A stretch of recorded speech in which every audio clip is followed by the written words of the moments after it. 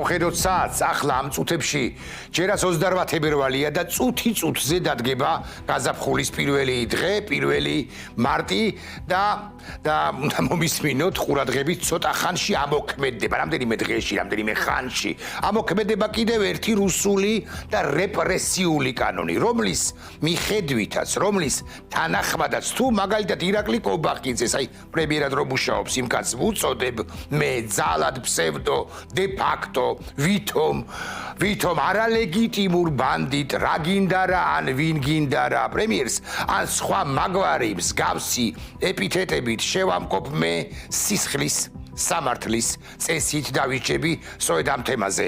გულახდილად გეტყვით სწორედ ამ თემაზე მინდოდა ყურადღების გამახვილება დღეს და ახლა აგრეთვე მინდოდა მესაუბრა ბრიტანულ სანქციებზე პროპაგანდისტური და რუსეთის მოკავშირე ქართულ ენოვანი არხების შესახებ ბრიტანეთის სანქციები ისიც თქვენ რომ ამოქმედდა დაწესდა ყოველ შემთხვევაში ეს სანქციები და აღსრულებაც დაიწყება. ანუ მსურდა მიმომეხილა საქართველოს წინააღმდეგ წარმოებული ჰიბრიდული ომი რუსეთისა, რომლის ერთ-ერთი იარაღი არა მთავარი, მაგრამ ერთ-ერთი იარაღი სწორედაც რომ ტელეკომპანია იმედია და მთავარი იარაღი რასაკვირველი არის ბიზინა ბორია ივანიშვილი და ვერბალულად მინდოდა გამენადგურებინა ქართული რუსული ოცნება და მისი მამაგლავარი სწორედაც რომ ბიზინა ივანიშვილი და მის სულიერ, ანუ ბიზინა ივანიშვილზე ქართული ოცნების სულიერ და მატერიალურ განძზე კი არა ლიდერზე ივანიშვილზე მინდოდა მე თქვა 10-20 თუ მეტი მწარე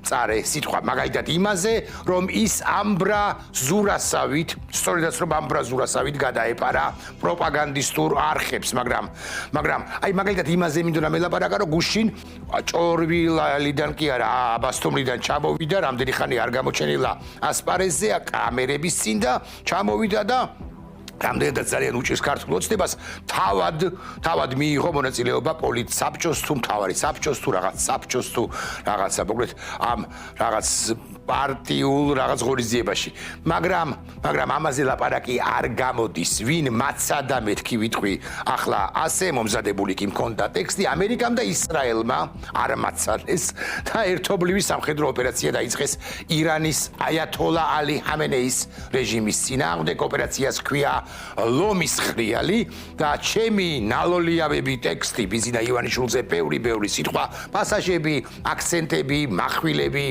ამოსუნთქვები გააზრებები ხო დღეს დილიდან სრულიად როგორ თქვა ჩამოიფშნა აღარ არსებობს გამიგებთ იმედია მე ვეღარ ვიცლი ქართული იგივ რუსული ოცნების გაცამტვერებისათვის და მის შესახებ სრული ანალიზისათვის, წარმოდგენისათვის, რას აკეთებს, რას ჩადის ეს ხელისუფლება, რადგან აყურის ძირში ირანში დაიწყო ალი ჰამენეის ფოტო გამოჩნდა, ასე ნანატრი მეთქი ასე გეტყვით, ასე რომ ველოდით რახანია ის ამბები დაიწყო განადგურება, სწორედაც რომ ალი ჰამენეის რეჟიმისა შესაბამისად ყველაზე აქტუალური ეს ამბებია და არა განათლების დეფორმა კი არა მკვლელობა და არა რეპრესიები ცხადია მნიშვნელოვანია ჩვენს კონტექსტში ყველაფერი რასაც ჩადის ეს ხელისუფლება რასაც ჩაიდენს მაგრამ ახლა მსოფლიო მთავარი ამბავი რასაკვირველი ალი ჰამენეის წინააღმდეგ დაწყებული ეს სამხედრო ოპერაცია მნიშვნელოვანი ამბებია და ნაკლები ყურადღება უნდა მივაქციოთ ჭიაღუათა ქმედებებს პრეზიდენტ ტრამპს მოусმინოთ სწორედ ირანის კონტექსტში და კომენტარებიც გავაკეთოთ დავურთოთ ტრამპი მიაქციეთ ყურადღება რას ამბობს შეიძლება იყოს მსხვერპლიო ამბობს მაგრამ ამერიკა ამას მომავლისთვის აკეთებს. საოცარი სიტყვებია ჩემი მოსაზრებით ბოლო პერიოდში საერთოდ დონალდ ტრამპს და არა მხოლოდ მას ახასიათებთ უაღრესად სწორი და ღირებულებითი განცხადებები ბოლო პერიოდია კი არა კარგახანია მეთქი ვიყwi ასე ბარემ ვიკითხავ კამალა ჰარისი რომ ყოფილიყო პრეზიდენტი შეერთებული შტატებისა ანუ დემოკრატი ლიდერი რომ აერჩიათ 2024 წლის ნოემბრის დასაწყისში ირანს შეარჩენდა თუ არა პირველი ქალი პრეზიდენტი რომ ყოფილიყო დემოკრატი კამალა ჰარისი იმას რომ ირანის სულიერმა ლიდერმა და ირანის რეჟიმმა მოკლა 36,000 მშვიდობიანი მოქალაქე დიახ პრეზიდენტი ტრამპის საინტერესო განცხადებებს აკეთებს და რადგან ირანი არ ასრულებს ბირთვულ პროგრამას, ანუ არაადეკვატურია, ეს განცხადება ადეკვატურია უშუალოდ ტრამპის, სწორია უშუალოდ ტრამპის მხრიდან. ჩვენ ამას მომავლისთვის ვაკეთებთ. სრულიად სწორი, რელევანტური განცხადებაა, საერთოდაც ჩემი აზრით, პრეზიდენტი ტრამპი კიდევ ერთხელ ვიტყვი და მისი თანაგუნდელები სწორი ღირებულებითი განცხადებებით, გამოირჩევი ღირებულებებით აქცენტებს აკეთებენ. ტრამპი JD Vance და რუბიო გამოჩნდა ახლა ჩემგან მარცხნივ, ხო, სწორედ ვამბობ, ჩემგან მარცხნივ კადრში. ამის დასტურია მეორე პასაჟი, აი ამ ადეკვატურობისა, რელევანტურობისა. ტრამპი ირანელებს ერთის მხრივ თავშესაფრებსა და სახლებში დარჩენისაკენ მოუწოდებს და უცებ ამბობს, ციტატა, როდესაც ჩვენ სამხედრო ოპერაციას დავასრულებთ, გადაიბარეთ თქვენი თავრობა. ის თქვენ ხელში უნდა აიღოთ ხელისუფლება ხელში. ეს სავარაუდოდ ტრამპისავე სიტყვებია, თქვენი ერთადერთი შანსი იქნება მომდევნო თაობების განმავლობაში. უსაინტერესო ეს აქცენტი არა და ამ კონტექსტში საქართველოზე ხომ არ მინდოდა ლაპარაკი, საქართველო რა შუაშიაო, მეტყვით მართალის ბზარებაც არის, თითქოს არ არის შუაში, მაგრამ ეს აქცენტი ჩვენს ერთგვარად გვეხება და აი რატომ თუ ჩვენ ქვეყანას არ გადავიბარებთ ძალიან მალე, ანუ თუ არ გავანთავისუფლებთ ბიზინა ივანიშვილის დიქტატისაგან ამ ჩვენს სამშობლოს ძალიან მალე ამასთან, ჩვენ გავანიავებთ შანსს თუ დროს თუ შესაძლებლობას 91 წლის 9 აპრილს აღდგენილი დამოუკიდებლობა ისევე დაინგრევა ბიზინა ბორია ივანიშვილის ხელში, როგორც 1918 წლის დამოუკიდებლობა დაინგრა კი არა, უარესიც მოხდება ხო ახლა ბიზინა ივანიშვილის ხელში. ვეღარ სამწუხარო რეალობაა ეს, ვეღარ აღვიდგენთ ჩვენ სუვერენიტეტს, ვეღარ ასოდეს, იმიტომ რომ ვიღაც ეცლება ერთად თვითგამორკვევისათვის 20-30-40 წლის შემდეგ ვეღარ ასოდეს, იმიტომ რომ ერთადერთი შანსი, ამიტომ გვაქვს სწორედ ერთადერთი შანსი, რომ შევინარჩუნოთ ეს დამოუკიდებლობა, ხოლო ბიზინა ივანიშვილი ამ დამოუკიდებლობას გვინგრევს, ასე უნდა ვთქვა. მომდევნო თაობებს დამოუკიდებლობის აღდგენის, სახელმწიფოს აღდგენის შანსი პრაქტიკულად აღარ ეკნებათ. ტრამპი ისლამური რევოლუციის გუშაქთა კორპუსის წევრებსაც მიმართავს და მათ იარაღის დაყრისაკენ მოუწოდებს. პრეზიდენტი ამბობს, თუ ბჭყალი გაიხსნა, თუ ამას არ იზამთ, არ გააკეთებთ, გულგელით გარდაუვალი სიკვდილი. მისივე თქმით, ამერიკა გაანადგურებს ირანის რაკეტებს და სარაკეტო ინდუსტრიას, მიწასთან გაასწორებს, ვიტყვი ასე, ის სრულიად აღიგვება მიწისაგან მიწისა, ამბობს პრეზიდენტი ტრამპი და აგრძელებს, რათა ამ ბოროტმა და რადიკალურმა დიქტატურამ ამერიკას საფრთხე ვეღარ შეუქმნას. რა იგულისხმება? ამერიკას საფრთხე აღარ უნდა შეექმნას და იგულისხმება არა მხოლოდ ბირთვული იარაღით საფრთხე, იმიტომ რომ ირანი შეიძლება მართლაც შექმნას ბირთვული იარაღი და 10 თვის წინ 9 თვის წინანდელი ფორდოს ობიექტის დაბომბვა როგორც ჩანს თლად ბოლომდე შედეგიანი არის, ხო? არამედ იგულისხმება ისიც, დამატებით იგულისხმება ისიც, რომ ამერიკის ნაციონალური ინტერესებისთვის ზიანის მიყენება შეუძლია ირანს. ჩვენ გავანადგურებთ მათ სამხედრო საზღვაო ფლოტსაც. ანუ პრაქტიკულად მიწასთან გავასწორებ, ამას ამბობს ამგვარი ირანსო, აიათოლა ალი ხამენეის ირანსო, ამასაც ამბობს პრეზიდენტი ტრამპი და მსოფლიოს იმასაც ახსენებს, რომ ამერიკამ სცადა შეთანხმების მიღწევა, მართლაც ბოლო დრომდე, აი პრაქტიკულად გუშინდლამდე მიმდინარეობდა მოლაპარაკებები, მაგრამ ყოველ შემდეგ ჯერზე ხამენეის რეჟიმის წარმომადგენლები, სხვადასხვა, მათ შორის საგარეო საქმეთა მინისტრი, სხვები არაადეკვატურები იყვნენ. ამაოდ სადამეთქი ვიტყვი ასე, ჩვენ აღარ ვაპირებთ ირანის მასობრივ ტერორთან შეგუებას და მასობრივი ტერორის თვალსაჩინოებები კი უამრავია. მე კიდევ ერთხელ შეგახსენებთ, რომ ცოტა ხნის წინ ალი ხამენეის ბრძანებით და სწორედ ალი ხამენეის ბრძანებით დახოცეს და ხრუტეს გაანადგურეს ირანის მინიმუმ 36-40,000 მოქალაქე, ამასთან ორ დღეში შეგახსენებთ, რომ ხამენეის ტერორი გრძელდება და ეს არ სრულდება და არც არავის არ აქვს მოლოდინი, რომ ხამენეი და საერთოდ ირანის ისლამური რესპუბლიკა ადეკვატური იქნება, ან მოილაპარაკებს, ან შეთანხმებაზე წავა, ან რაღაც სინანულს გამოთქვამს, ან რაღაც დაემორჩილება და ხაბულდება ცივილიზებულ სამყაროს.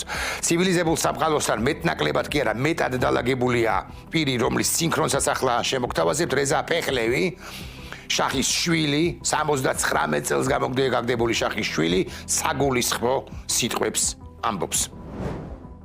რეაქციით ყურადღება რას ამბობს ფეხლევი?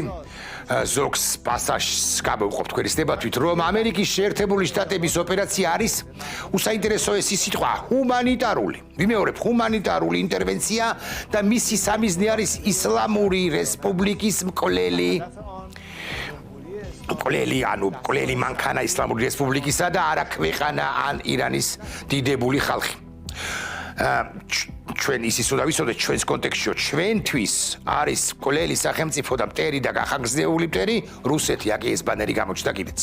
დიახ, მეც ვიტყვი ამ კონტექსტში სწორედაც რომ ჩემსას ირანელები დიდებული ერია, ირანი დიდებული სახელმწიფოა, უნიკალური ისტორიით და უნიკალური კულტურით და მე მესმის რომ ახლა დიდად გავაჯავრე ის მოქალაქეები, რომლებიც ჩვენს ისტორიაზე გამიმახვილებენ ყურადღებას, მაგრამ მაგე პუტინისა და კრემლის ფოტო გამოჩნდა ახლა და ესეც უნდა გახსოვდეთ, რომ რეალურად სწორედ პუტინი და კრემლი არის ჩვენი ბარათიული მტერი და არა ირანი.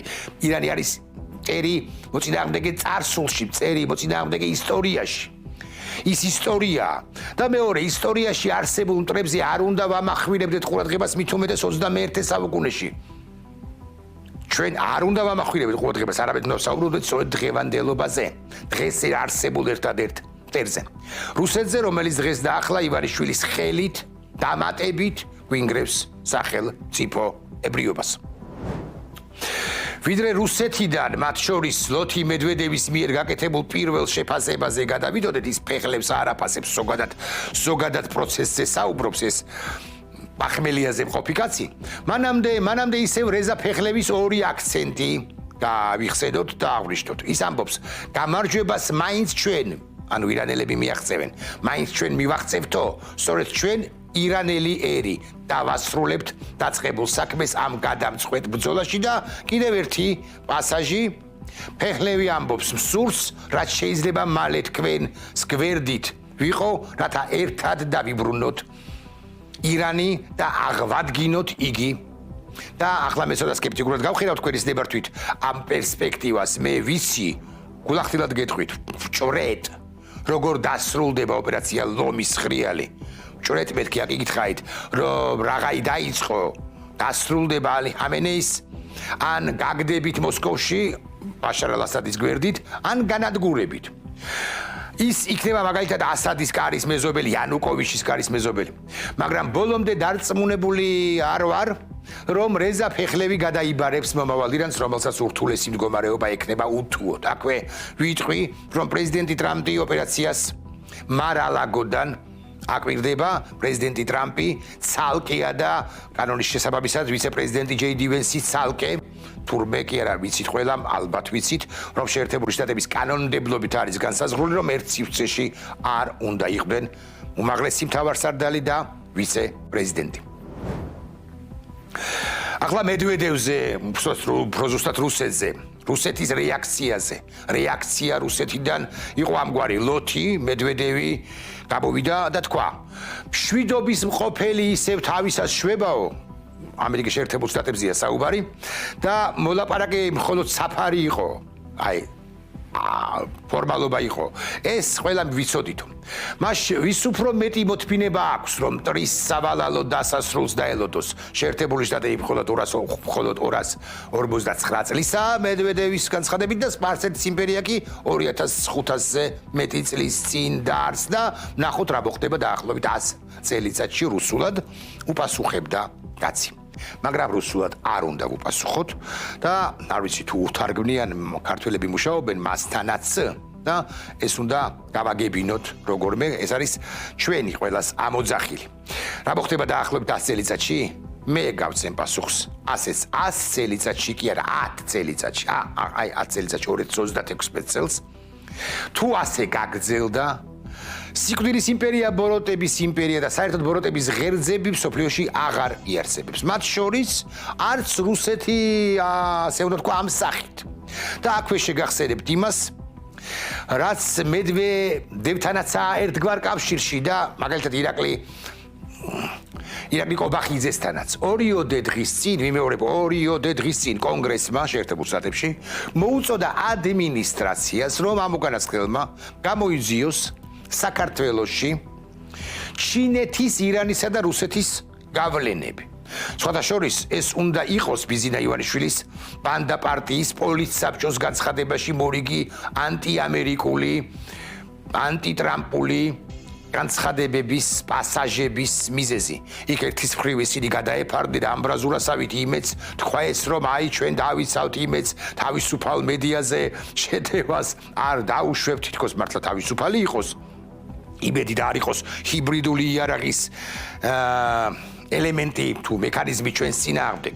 ეს განცხადებები კი აკეთეს, მაგრამ იქ სადღაც გამოურიეს ის, რასაც აქამდე უმრავლეს შემთხვევაში ზაზა შათირიშვილი გვაცნობდა ხოლმე და თქვეს, რომ ტრამპი Deep States შინაარსი ესეთია, არ ებრძვის, ან ვერ ამარცხებს და როცა დაამარცხებს, დამარცხების Deep States-ის დამარცხების მადასტურებელი იქნება თუ ტრამპი დაურეკავს მიხეილ ყაველაშვილს. არ დაამურეკავს, მეთქი გეტყვით ასე, ყაველაშვილს არ გადმოურეკავს, შეშლილთ ანუ ქართულ ოცნებას ვერ გაუგია რომ შეერთებული შტატები ამ უკვე რეპუტაცია შელახულ კი არა უფრო არაადეკვატურ ხელისუფლებასთან არანაირ ურთიერთობას არ დაამყარებს ანუ არ გადათვირთავს ამერიკა ურთიერთობას ივანიშვილის საქართველოსთან რომლის პრემიერის ირაკლი კობახიძე მოდიალობს პარლამენტის სპიკერი რა სიტყვა მოვიგონოთ შემოდიალობს მინისტრი ბორიალობს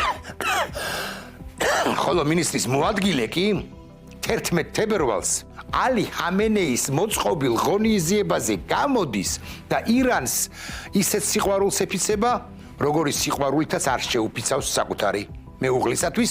აღარაფერს ვამბობ ირაკლი კობახიძეს ვოიაჟებზე თეირანში და ცრემლზე მოთქმაზე, რომ ირანს და ირანის ჰამას ჰეზბოლას დასავლეთი ებრძვის წითელი ხაზები გადაკვეთეთ მოკლედ. წითელი ხაზები აქვს გადაკვეთილი ივანიშვილს და ვერდიქტი დასავლეთში, რაც არ უნდა ლობისტები დაიქირავოს ბიზნესა ივანიშვილმა და 12-16-18-25 მილიონი აძლიოს მათ, ხო? ვერდიქტი დასავლეთში უკვე ივანიშვილისა დაწერილია დროის ამბავია უბრალოდ. თუმცა კიდევ ერთხელ ვთქვათ, რომ საქართველოს საქმე საქართველოში წყდება. ივანიშვილისთვის ბიორის სპირიც არავინ მილიარდი ხილჩდება, თუ მეტი არა, აფრენს ახლო აღმოსავლეთიდან, არავინ დაუბომბავს აბასთუმნის თუ ჭორბილის ბუნკერებს. ოღონდ ამერიკა ჩვენ შეგვეხიდება უთუოდ, ანუ ქართულ საზოგადოებას. თუ პოლიტიკური სპექტრი უმნიშვნელოვანესია ეს და საზოგადოება, რომელიც ადეკვატური ისედაც არის, მაგრამ კიდევ უფრო მეტად ადეკვატური იქნება, ადეკვატურობა არის უდრეკობა აქვე ვიტყვით და დაცვა ქვეყნის ზრუნვა ქვეყნის დამოუკიდებლობაზე დაცვა ქვეყნის დამოუკიდებლობისა ამერიკა შეგვეხიდება მეთქი ვიტყვი ასე. და ერთ უცნაურეს სიტყვას ვიტყვი ახლა დაცვა ამერიკის ინტერესისა რეგიონში არის მნიშვნელოვანი ზოგადად ამერიკის ინტერესი და საქართველოს ეროვნული ინტერესი ერთმანეთთან სრულ თანხვედრაშია. ამასობაში მოკლედ ირანელებმა სპარსეთის ყურის ქვეყნებზე განხორციელებული სარაკეტო დარტყმების მცდელობებით გადაიმტერეს არაბული სახელმწიფოებიც კი საუდის არაბეთის საგარეო საქმეთა სამინისტრო ამბობს რომ გმობს ბაჰრეინის, იორდანიის, არაბთა გაერთიანებული საემიროებისა და კატარის სუვერენიტეტის უხეში დარღვევას ირანის მხრიდან. და ირანს აფრთხილებს, რომ ამას სერიოზული შედეგები მოხვდება ამასობაში.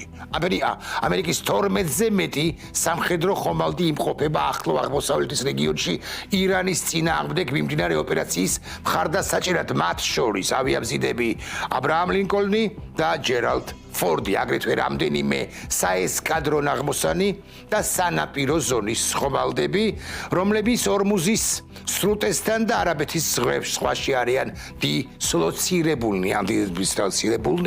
ასევე ამერიკის შეერთებულ შტატებმა ირანის წინააღმდეგ ოპერაციაში ჩართო თავისი კოსმოსური ძალები, სამხედრო-საჰაერო ძალები, სამხედრო-საზღვაო ძალები და საზღვაო ქვეითთა კორპუსი. ამასობაში აქსიოსის ცნობით ისრაელის თავდაცვის ძალების მაღალ ჩინოსნებმა აქსიოსს განუცხადეს, რომ ოპერაციის პირველ წუთებში დაიბომბა ირანის ისლამური რესპუბლიკის სულიერი ლიდერის აიათოლა ალი ხამენეისა და პრეზიდენტ პაზეშკიანის ადგილსამყოფელები ვრცელდება ცნობები, რომ ირანის უსაფრთხოების ძალებმა აიათოლა ალი ხამენეი სასწრაფოდ გაიყვანეს თეირანიდან, მისი ადგილსამყოფელი ამ წუთამდე უცნობია ამასობაში, კიდევ ბევრია სათქმელი.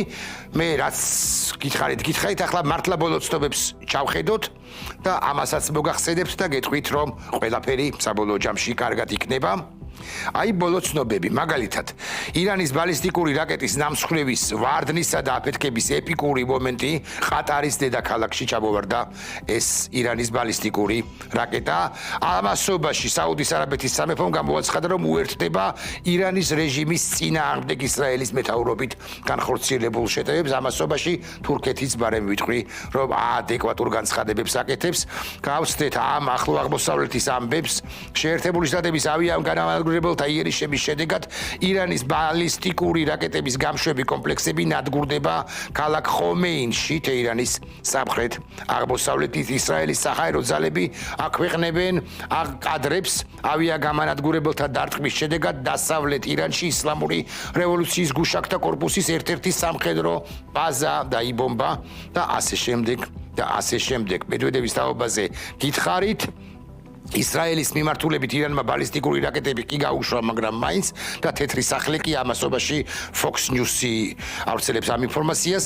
ავრცელებს თეთრი სახლის მაღალ ჩინოსანზე დაყრდნობით Fox News-ი ავრცელებს ამ ინფორმაციას, რომ საჰაერო და ავიადარტყმები არა მომდენო საათების, არამედ მომდენო რამდენიმე დღის განმავლობაში უწყვეტად გაგრძელდება და ასე შემდეგ.